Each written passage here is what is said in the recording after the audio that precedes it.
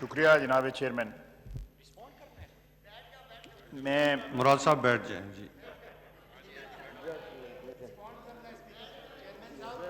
जनाब चेयरमैन मैं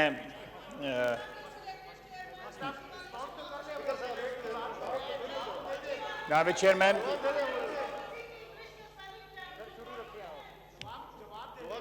महबूब साहब तशरीफ रखें। जनाब चेयरमैन जी खाई साहब आप जारी रखें जी। जनाब चेयरमैन मैं शुरू में वज़ीर आज़म साहब तशरीफ़ लाए यहाँ पे। वज़ीर आज़म साहब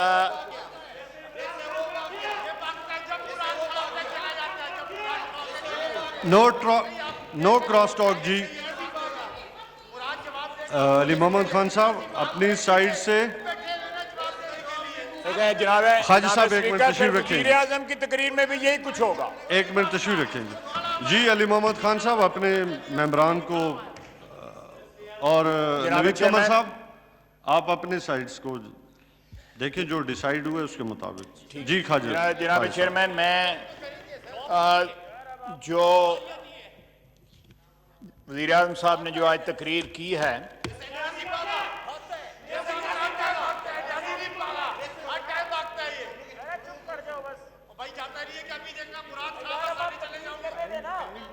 यार मुराद खान साहब कर लें कट्ठी थोक का जवाब दे दें, जो है दो बंदों का खान साहब आप अपनी तकरीर जारी रखिए। ये ठीक है जनाब। जनाब चेयरमैन सबसे पहले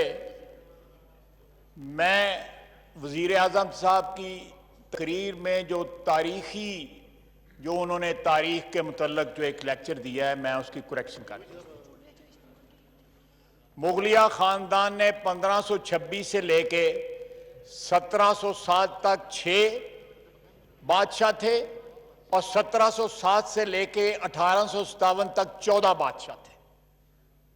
जो उन्होंने बताई है तारीख जो है कि औरंगजेब के बाद 6 बादशाह 13 साल में खत्म हो गए। पहले ये मेरा ख्याल है इस हाउस को इतना अनपढ़ ना समझें, यहां पे कुछ लोगों को पता है। अपने तारीख के सबक जो हैं इनको सुनाएं, हमें ना सुनाएं, खुदा का वास्ता। दूसरा उन्होंने कहा कि 13-14 साल में बाइजेंटाइन एम्पायर खत्म होगी। बाइजेंटाइन एम्पायर उस वक्त खत्म हुई और तोरल ड्रामा वो देखते हैं जब कॉन्स्टेंटिनोपल फॉल हुआ था। And that was in 1452 if I am not wrong. 15th century के मिडिल में फॉल हुआ था।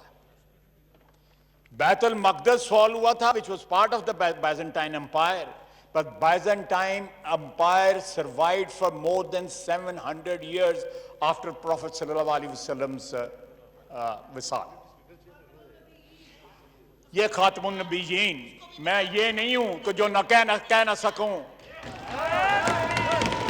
खातमुन नबीयीन सरकारे मदीना नहीं, सरकारे कायनात खातमुन नबीयीन, जिस तरह उसने कहा है। खातमुन नबीयीन हमारा जो रेज़ादात जो हमारा रीजन ऑफ एग्जिस्टेंस जो है वो हस्ती है सल्लल्लाहु अलैहि वसल्लम, जिसका ये नाम सही नहीं ले सकता। जनाब वाला ये इन्होंने इंटरप्ट किया था, मैंने कहा साहब पूरा कर दूं इनका जो है। दूसरा जनाब, ये जो फिगर्स उन्होंने कोट किए हैं, क्या जब वो कंटेनर पे नारे मारते थे या वादे करते थे उस वक्त उनको फिगर ये पता नहीं थी? ये फिगर 2013 में, 14 में, 15 में, 16 में, 17 में, 18 में जब इलेक्शन लड़ा था उस वक्त ये फिगर सारी मौजूद थी। करंट अकाउंट डेफिसिट जो है वो एक वाहिद इंडिकेटर नहीं होता।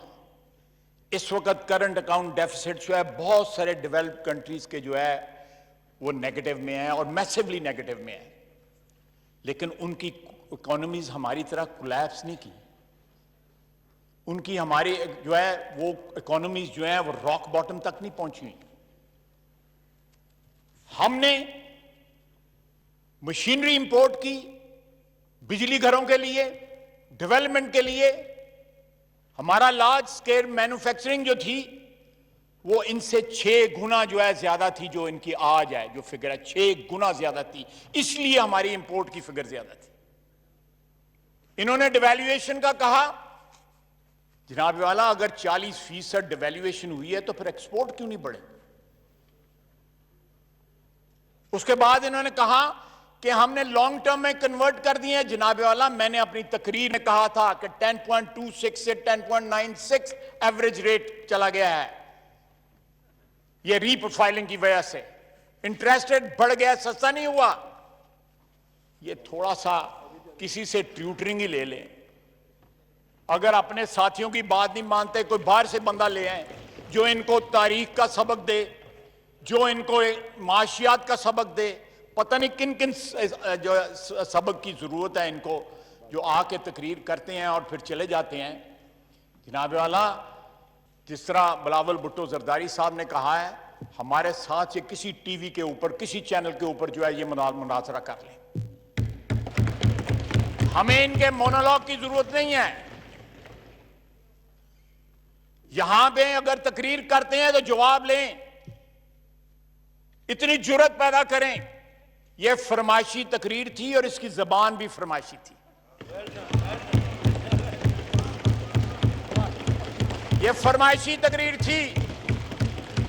जनाब चेयरमैन, सियासत में आपका खानदान बड़ी देर से है, समझें ये किनको सुना रहे थे। सादिक अमीन जो है वो उसकी स्टोरी भी सुन लें। इनका एक दोस्त है। नो क्रॉस टॉक जी, नो क्रॉस टॉक। यार मैं जनाब चेयरमैन, इनका एक दोस्त है बचपन का, उनको इन्होंने कहा कि यार नवाज शरीफ जो है वो डिस्क्वालीफाई हो गया है। अब मैं और जहांगीर तरीन हूं, दोनों तो हम डिस्क्वालीफाई नहीं हो सकते, लेकिन अगर दोनों क्वालिफाई हो गए तो नवाज शरीफ ने बहुत ज्यादा शोर मचाना है। तो मेरा ख्याल है कि जहांगीर तरीन जो है वो डिस्क्वालीफाई हो जाए, मैं तो बच जाऊंगा, मुझे तो डिस्क्वालीफाई नहीं कर सकते। ये फैसले से पहले वो मैं उस दोस्त का नाम भी बता सकता हूं, लेकिन अमानतन किसी वक्त कहा, मजबूर किया गया, मैं नाम भी बता दूंगा। और ये बात जो है मैंने ट्वीट भी की। अब जहांगीर तरीन भी ये बात करता है। अगर मेरिटोक्रेसी की बात करते हैं तो जहांगीर तरीन आज लंदन क्यों बैठा हुआ है? वो यहां कैद क्यों नहीं है? ये मेरिट है, ये मेरिट है। जब मेरिट की बात करते हैं तो सनाउल्लाह को झूठे केस में अंदर किया जाता है, उसके ऊपर हीरोइन डाली जाती है, और जो अरबों रुपए का गबन कर गया वो जाके लंदन में जाके यश कर रहा है। ये मेरिट है, ये रियासत मदीना का मेरिट है, जहां पे वो एक सफ में खड़े होते थे।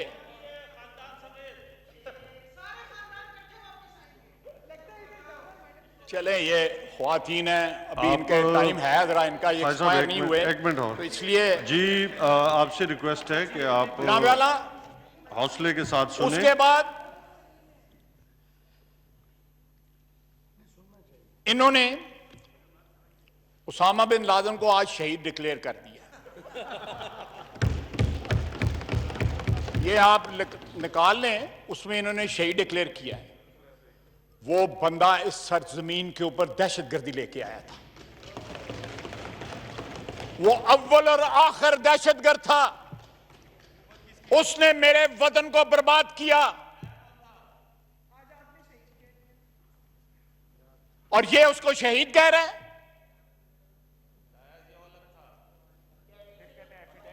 और शहीद आप कह रहे हैं, लाया जियाउल हक था, शहीद आप कह रहे हैं।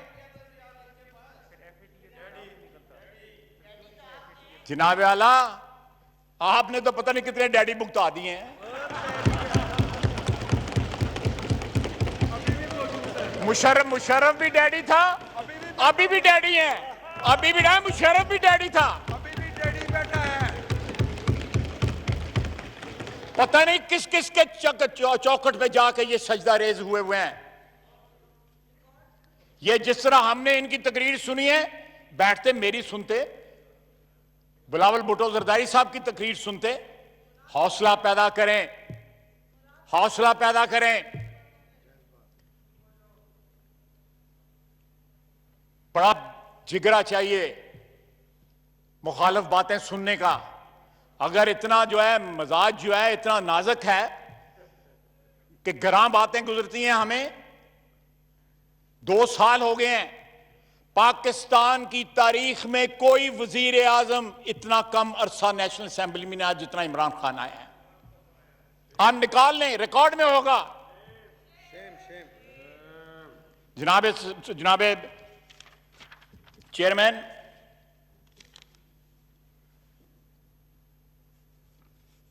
पाकिस्तान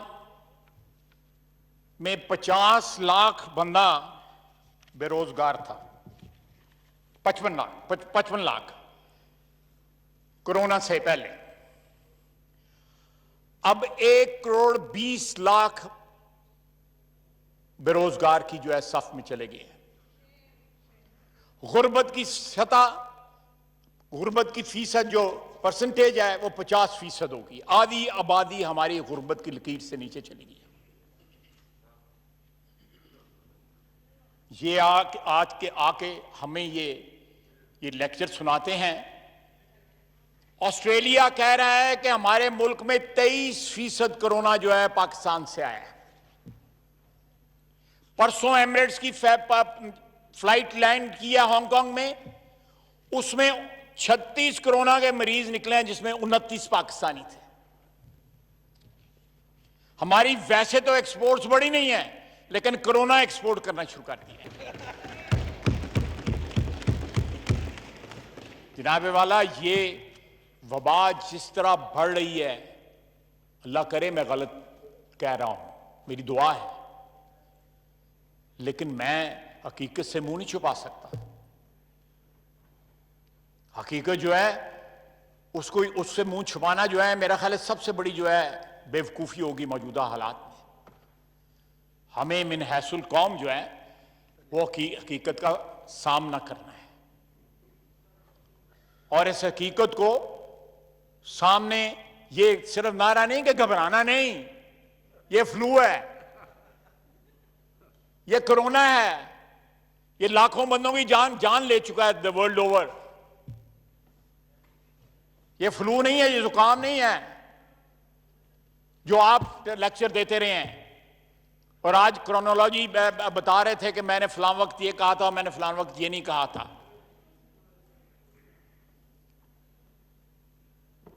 ये जो अपोलोजेटिक टोन थी आज इनकी, जो टोन थी इनकी तकरीर में, और उनका क्या कहना कि मेरा किसी से कोई झगड़ा नहीं है, ये जब काबीना में एक वजीर जो है 2-2, 4-4 वजीरों की, जिस तरह कहते हैं पंजाबी में, पत उतारे, और जो है एक वजीर जो है वो टीवी पे आके कहे कि ये हम तब्दीली में नाकाम हो गए हैं, और यहां पे तकरीरें करें इनके अपने जो है हुकूमत के खिलाफ, तो फिर टोन में इसी तरह ही मिन्नत समाजत वाली आई थी। ये बात जो है ज्यादा लंबी बात नहीं है जनाब चेयरमैन, ज्यादा लंबी बात नहीं है। ये टोन तब्दील कर लें, ये टोन में गाना भर लें, कुछ और कर लें, लेकिन जो तबाही इनकी सूरत में इस मुल्क पे, इस कौम पे जो नाज़िल हुई है, अगर उसको रिवर्स करना है तो इनसे जान छुड़ाना है।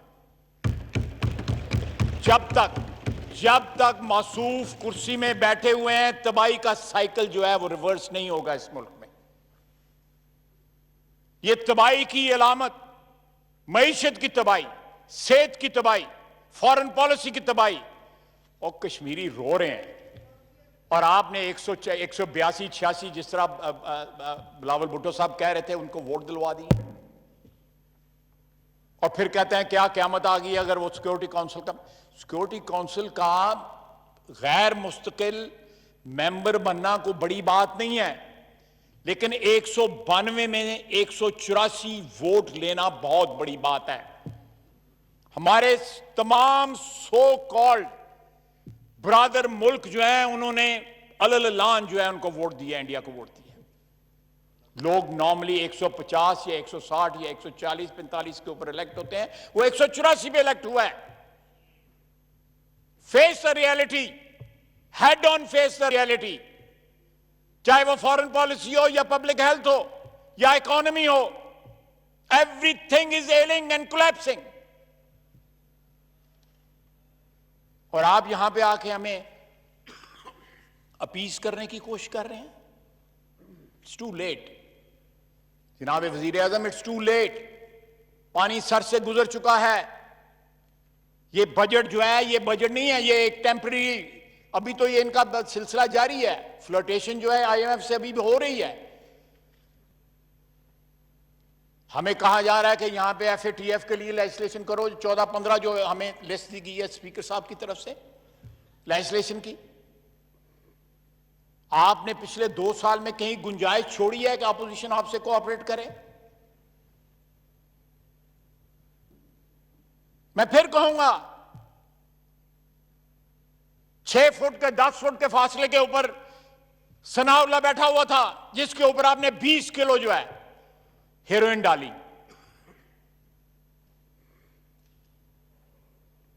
ये जनाब अली, ये सियासत तो जो है हमारे छोटे शहरों में, कस्बों में, थानों में होती है, जो वजीर आजम साहब ने की है इस 2 साल में इस मुल्क में।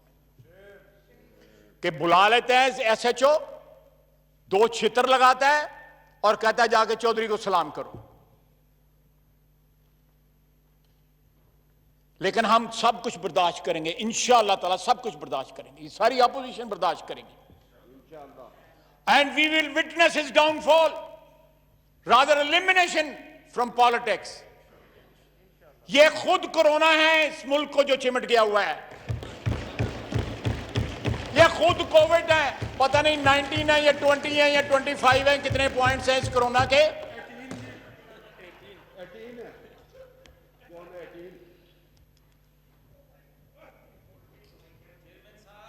वो कहते हैं जी कि वो जो बिल गेट्स का नाम बिल क्यों है कि वो गेट के नीचे से बिल आता है बिजली का।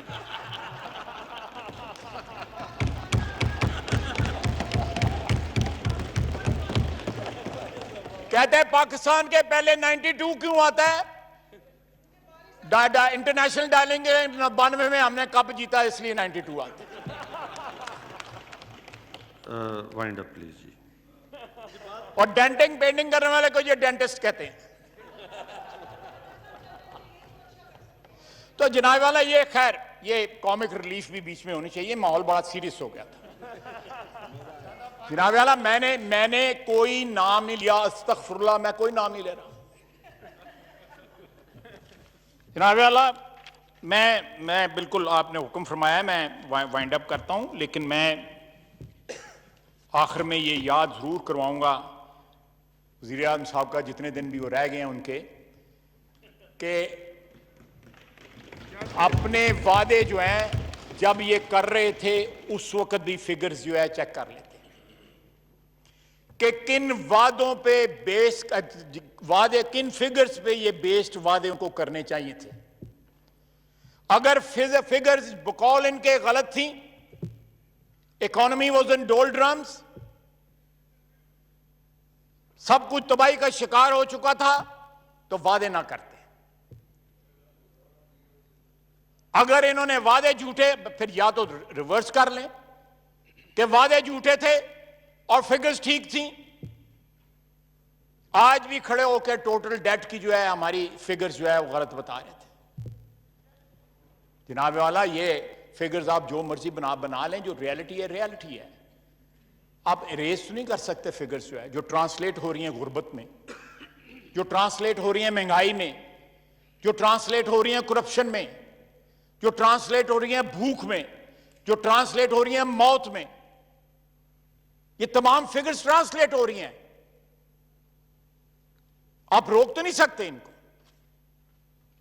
तो यहां पे आके एक तो खुदा का वास्ता है, ये तारीख जोग्राफिया का लेक्चर हमें ना दिया करें। He is very deficient. उनका इतना नॉलेज डेफिशिएंट है जिसका कोई हिसाब ही नहीं। जिस किताब का उन्होंने रेफरेंस दिया उसको दोबारा जाके पढ़ें।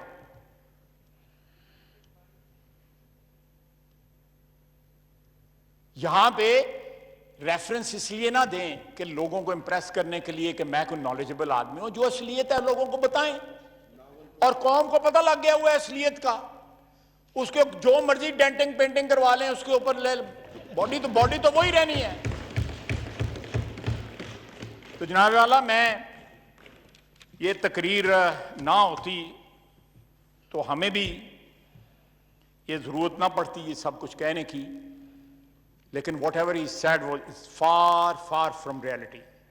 Thank you. और रियलिटी जो है इस कौम को पता है कि आज के हालात की क्या रियलिटी है। Perhaps he doesn't know about it. Thank you very much. Thank you ji. Senate recommendations पे मुर्तज़ा जावेद अब्बासी साहब जी।